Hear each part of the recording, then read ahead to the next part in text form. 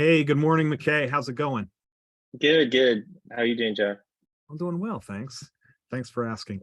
Hey, I appreciate you taking the time and meeting me here today on just a quick little call with our new little series that we're doing on various aspects of the team and the experts and the things that you guys do. I know that you're busy and you've got a lot going on, but I thought that you would be the perfect one of the perfect candidates to bring on to a meeting here today, a call real quick, and just kind of give us some insight on some of the things that you do. Not everything, because I know that you do an awful lot, but like today we'll hit like one topic and maybe down the road hit something else. How does that sound?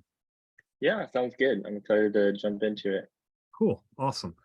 Well, first off, let's start off and why don't you just introduce yourself beyond what I've done thus far, and just give us some insight how long you've been with Impact, and where your expertise are and some of the things that you do on a daily basis. Yeah, of course. So my name is McKay. I've been with Impact probably going on right around 6 months or so, somewhere in there. I'm one of the marketers here, account managers. I manage all of our clients, marketing, and to do like some high-level optimizations on their funnel and stuff. A little bit about myself is I have my own e-commerce brand that I run on the daily basis. So in terms of running ads and just I guess being up to date with marketing strategies and what's working across the board, it's stuff that I don't just have to know for work, but also need to know for myself and my own brand as well. That's awesome. That's awesome. So you came to us with a ton of experience, and obviously owning a store yourself, which is super valuable, and I know that that comes in handy with all the work that you do. Yeah, definitely. It's easy to just go test something on my store and then be like, oh, this is working really well, and then bring that back to the client as well. That's awesome. That's awesome. Cool. And so you're obviously not, you're not where we're at in where Impact's located in Morgantown. Where are you located at? Yep, I'm over here in the desert, Phoenix, Arizona. Okay, so the other side of the country. Yep, exactly. Nice and toasty over here. Yeah, it's a little gets a little bit warm there this time of year. Yeah. Awesome. Well, hey, let's dive right in real quick. So today, we decided that, you said that you wanted to talk about unique selling points and such, as far as like, how people can promote their brands and things like that. That sounds like what we're going to talk about today. Sounds like a good topic. Yeah, of course. I can kind of jump right into it. I have a few things I wanted to screen share and just kind of go over because I think marketing is such an important aspect of any business, and there's a lot of ins and outs. So I think just kind of bringing up a few topics would be good. So I'll go ahead and share screens now. Oh, yeah. So what? Okay, can you see my screen? Yep, there it is. Okay. So the other day, my wife and I were walking through some home department store, but this caught my eye, and it's funny because so what this is it's essentially lotion. It's called hand repair balm. And I hate lotion, but anyway, it's funny that this was in the hardware store because as you can tell, the branding is bloody knuckles. Now it just kind of gets your brain thinking of like the ideal market for who's going to go shop at Home Depot or Lowe's, and why they eventually buy products. So the fact that this Duke Cannon brand branded their lotion as bloody knuckles, just kind of fits in with like where it's located. I guess it's the same reason why at checkouts most of those hardware stores have flowers. I mean, it's pretty like cliche, but men are out there working, and it's like, oh, before you go home, because might as well grab a stack of flowers or a bundle of flowers for your wife.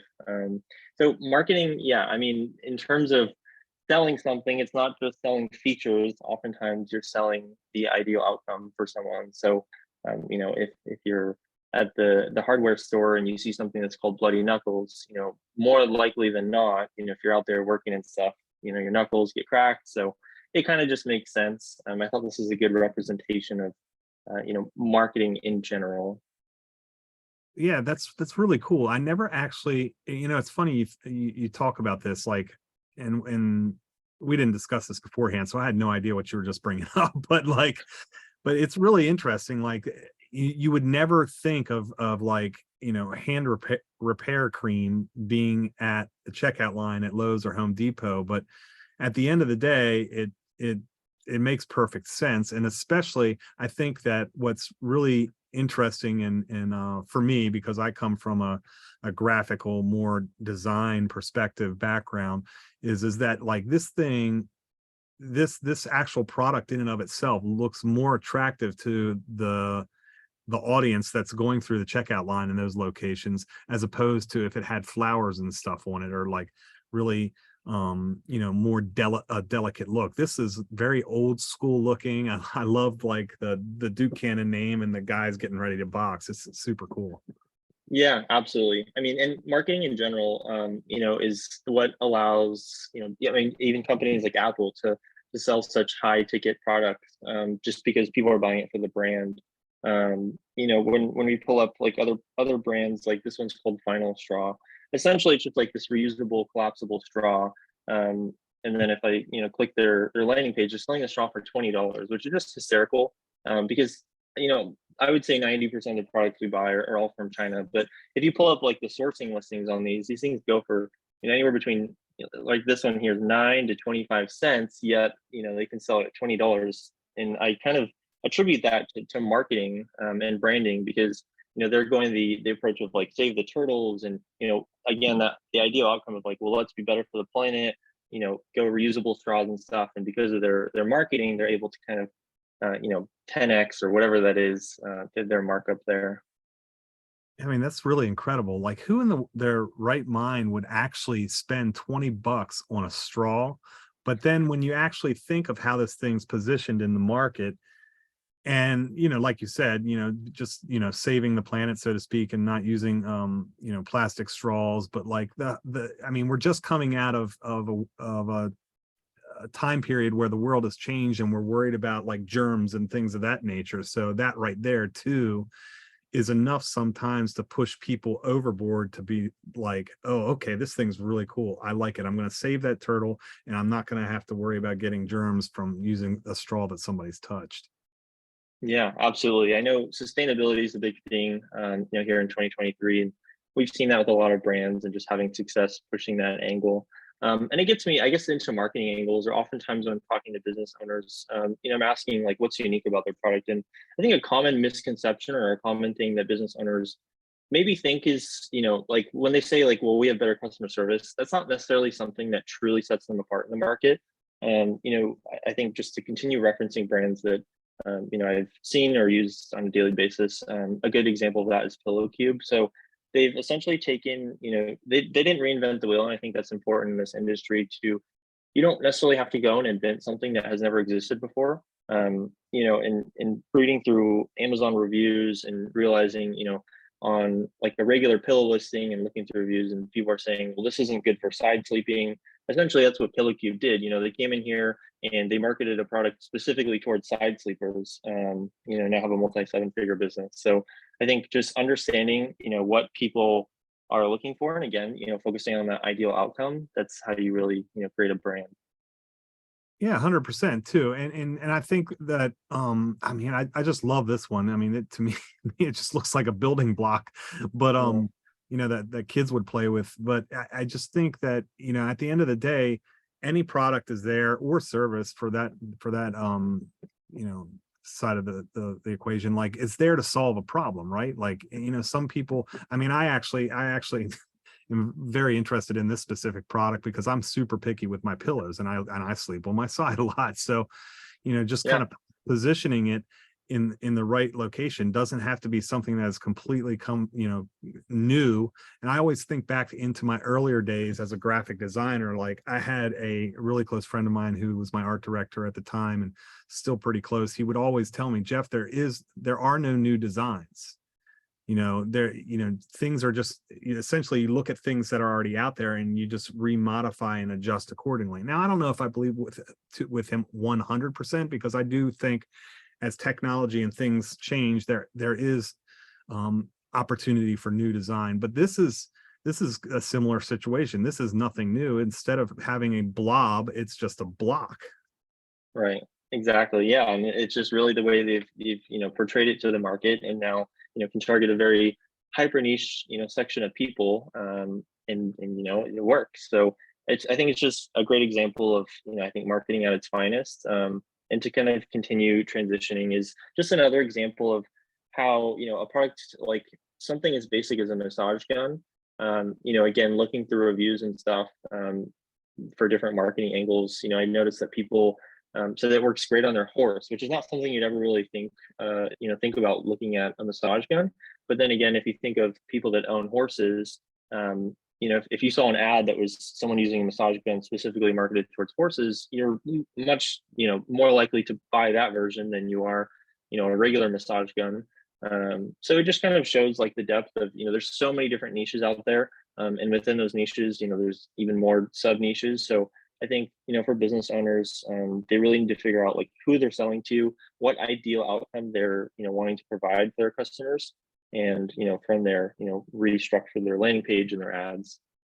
This product's super interesting to me as well, because back when Luke and I were racing e-bikes just last year and the year before, he and I both had one of these guns. Actually scroll back up a little bit. Yeah. That one right there with the black horse, we that one, I guarantee you that same gun is sold on Alibaba or somewhere in China, and just repurposed. But I mean, I think it's incredible. You can take something that's already been invented and just kind of repurpose it for something completely out of the blue I never would have thought of. And these people that are really into horses, they'll spend a lot of money for a tool that might be exactly the same thing as we used on our legs from racing or whatever.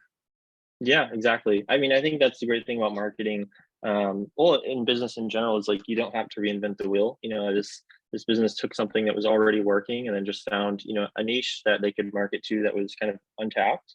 And that's exactly what they did. That's awesome. That's awesome. Well, gosh, how often do you find that in some of the clients that we work with, do you feel like sometimes maybe people haven't positioned themselves like in a unique way similar to this? Do you find it that occasionally we come across people that have not? I definitely think we have a handful of both. What I see is typically brands that have spent more time defining their unique selling point and, what is unique about their brand in general. It's definitely easier for us on the marketing side to kind of portray that to customers. Whereas, brands that come in here that are maybe in the newer stages of starting their brand or just kind of still figuring things out, it can definitely make it more challenging, just because at the end of the day, I think a good analogy is like, well, does the world need just like another car wash? No, we have to be a little more specific than that. And, so I think for any brand owner out there, it's good to kind of ask yourself these questions, how am I different than my competitors? And I think if your mind immediately jumps to customer service or, we have a cheaper price, I would probably just scratch those out and go back to the drawing board. I think at the end of the day, the more niche specific, the more you can speak directly to one market, then you're more likely to see success in your business. You have a really good point there about trying to reduce your price. I think that I know from experience in building multiple businesses that anytime you start to lower your price just to get a business, you're just pushing yourself out of the market, and it's not worth it. It's almost better to increase your price or just keep it where it's at, as long as you're making good margins and finding your unique selling perspective. I think that what's interesting about what you're showing here today is very similar to some of the CRO work that we do, in that, so with the CRO work that we've discussed with Mike, basically we find that if we go in and we fix a site and find some of the issues that a client has with their site, and we fix that first, they're going to benefit from that upfront work, even though we're not driving traffic there yet, because we're going to run some tests and be able to have the conversions go up. And I think that this is kind of similar in a lot of ways, where we can provide value to our prospects and our customers, and we're like, I know that you guys have an awesome product here, but sometimes it's difficult to see it from a different perspective. Hey, why don't you take this into consideration and maybe make a few of these adjustments before we start spending ad dollars in it? What would you say to something like that, as far as like customers that come with situation? Yeah, of course. Well, I think, CRO plays such an important role in the whole thing, because at the end of the day, you have to remember, these are marketing funnels. It's not just like, well, we'll do your ads for you, because, at every step of the way, it has to speak the same message to the customer as it does. So for instance, if the ad is marketed towards one way, well, the ad's job is to get someone from, social media platform, whether it's, Google, Facebook, Instagram, TikTok, to the landing page. But if the landing page is incongruent with the ad, then ultimately the funnel is broken and we'll lose, traffic there. So, it's important for the funnel to say the same message, portray the same message that the ad is targeted towards. And I think that's one thing in Impact we do really well is working as a team, being able to diagnose, like, me being able to go to the CRO team and be like, hey, this is what it's looking like on the ad side. This is where, industry standard says the metric should be. We're above that. Where can we work out? What can we split test? And really just diagnosing every piece of the funnel. I think we do that really well here. Yeah, I agree with you 100%. And I can definitely, again, speaking from experience from years and years ago, back in the beginning of the agency, and I'd been around for a long time too, in working in creative. But like at the end of the day, we used to just, promote, okay, we'll run your ads, because that was like the thing to do. But what we found out very quickly, it was that, if you're running, your client is spending lots of money driving traffic to their store, and their store is busted, they're on a bad platform, they've got their messaging's all out of whack, all of those things. At the end of the day, they're ending up throwing money away, right? And then they come back to us, and and fingers are pointed at us. It's our fault, and rightly so. It generally is. Like, we are here as a partner with all of our clients to help them kind of have a solid understanding of what we do, but also guide them. And I think it's, sometimes we have people that come to us and they're just like, well, this is the way it is, and this is how we're going to do things. That's very actually rare anymore. We used to have people telling us what to do when they're hiring us to do what they want us to do. And I think it's very beneficial in the client's perspective to just, take our advice. And they don't have to take all of it at one time. We can try little bits and pieces and work with the web team and the marketing team, just to ultimately get the best outcome for our clients. Yeah, absolutely. The fun thing about business is there's not necessarily just one way to do it across the board. Every website, every brand, every funnel is different. So the good thing is, we have to split test everything. Ultimately, we can, give our advice. We can get ideas from clients. We can brainstorm together as a team. I think the benefit of, working with someone like Impact is just because we have done so many split tests already. You're, I guess, time hacking yourself rather than having to go split test all these things. You kind of have the knowledge of like, well, this is what's worked for, the hundreds of clients we've worked with. This is working in today's world, because on a daily basis, things change in this industry. So I would say that's a big plus. Absolutely. You mentioned there's no one right way of actually doing things for anybody. I mean, generally speaking, if we're helping a client promote tickets for an event, we have a pretty, especially within a specific niche, like we have a pretty good idea of how we should do things. But occasionally we might get another event in a completely different niche, and that might not work as well. It brings me back to 30 years ago when I used to work at a photography studio, and I was new to being a professional commercial photographer. And I said to my boss, John, at the time, who was my mentor, I was like, John, I was getting frustrated one day photographing pottery. And I was like, John, just tell me how to take the photograph so I do it right the first time. And he looked at me and he said, Jeffrey, there is no one way to do the right thing. And that's part of the creative. And it's the same thing with this too, on the marketing perspective. Like, like I was saying a little bit earlier, is like, we have a general idea, and we advise the clients on the direction that we think we should go, but we make very clear that, this is a test, and before we pour the gas on the fire, we're going to test this out at a small